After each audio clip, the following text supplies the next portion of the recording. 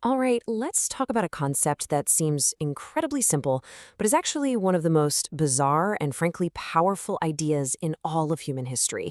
And that is, what exactly is a person in the eyes of the law? Because as you're about to see, the answer has almost nothing to do with being human, and it's shaping our world as we speak. Okay, let's just dive right in with this zinger from Robert Reich. It so perfectly captures that gut feeling we all have, right? The idea of a non-human person just sounds wrong. It feels like a mistake, like someone's mixed up their categories. And that right there, that's the absolute heart of what we're talking about today. See, legal personhood isn't some moral statement. It's a tool. It's a piece of legal technology that, over the years, has been denied to actual humans and handed out to some of the most surprising things you can imagine for reasons that are all about pragmatism, politics, and of course, money. So, to really get our heads around this, we have to start at square one. What in the world do lawyers and judges even mean when they use the word person? Think of it like this. It's basically a container. It's a legal fiction designed to hold rights and responsibilities. It's not about having a soul or feelings or consciousness. It's just about being visible to the legal system, being an actor on the stage, not just a prop. And this is how the law splits the entire world in two. Everything, and I mean everything, falls into one of these two columns. You are either a subject that can act, a person, or you're an object that can be acted upon, a thing. The entire incredible story we're about to unpack is really about the fight to get from the column on the right over to the column on the left. Which brings us to a really uncomfortable truth. You'd think, pretty obviously, that being a human being automatically puts you in the person column. But, well, history tells a very, very different story. I mean, just look at this. This really hammers home how unbelievably recent and hard-won the idea of universal human personhood actually is. In 1857, the U.S. Supreme Court declared an entire group of human beings were property, pure and simple.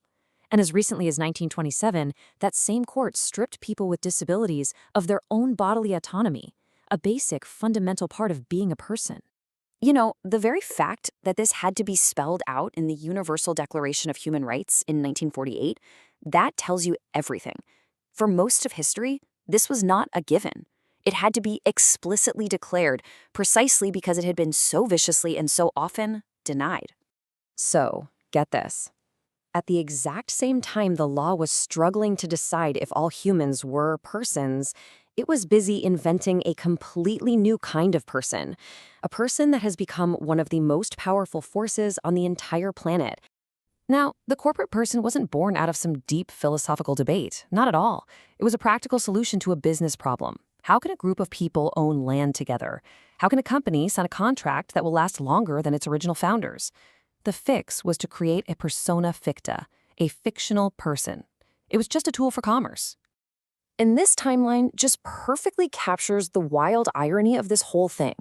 In 1886, a little note in the margins of a court case, not even the main ruling, suggested that corporations could be persons under the 14th Amendment.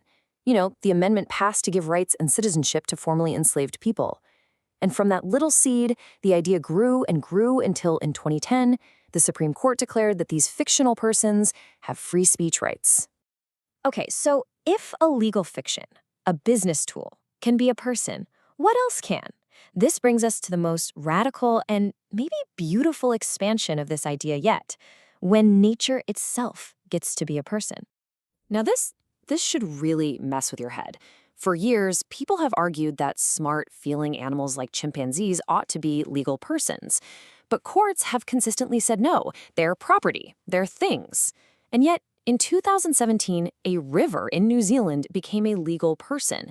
How on earth is that possible? Well, the answer wasn't about biology. It was about justice. This law was the result of a long, long treaty negotiation with the indigenous Maori people, who for centuries have viewed the river as a sacred ancestor. So granting the river personhood was a way to translate that ancient indigenous worldview into the language of modern Western law. It's a bridge between two different worlds. And so this whole journey, from denying personhood to humans to granting it to corporations, and then to a river, it brings us right to the bleeding edge, to the big legal fight of tomorrow that's already starting today. And this table really lays out the two sides of the argument. On one hand, people say it's just another practical tool, like corporate personhood. If a self-driving car with its own AI causes a crash, who do you sue? Giving the AI personhood could solve that liability gap. But opponents are sounding the alarm, warning that this is a dangerous trick to let tech companies off the hook, and that it cheapens a concept that real people fought and died for. So, what's the verdict? Well, as you can see here, absolutely nobody agrees. The EU is backing away from the idea, saying, no, let's focus on human responsibility. Some American states are rushing to ban it before it even starts. Lawmakers all over the world are scrambling because they know this isn't some science fiction question anymore. And maybe this is the most important thing to keep in our minds. The legal scholar Christopher Stone, who way back in 1972 first suggested that trees should have legal rights, he made this point every single time in history that rights were expanded, to women, to former slaves, to nature, the idea first seemed completely absurd, unthinkable. Until one day it wasn't. So, when you boil it all down, the story of legal personhood was never really about defining what a person is. It has always, always been about deciding who or what matters. The debate over AI isn't really about AI. It's about us. It's about our values. What are we willing to protect? And in the incredible world we're building right now, who gets a voice?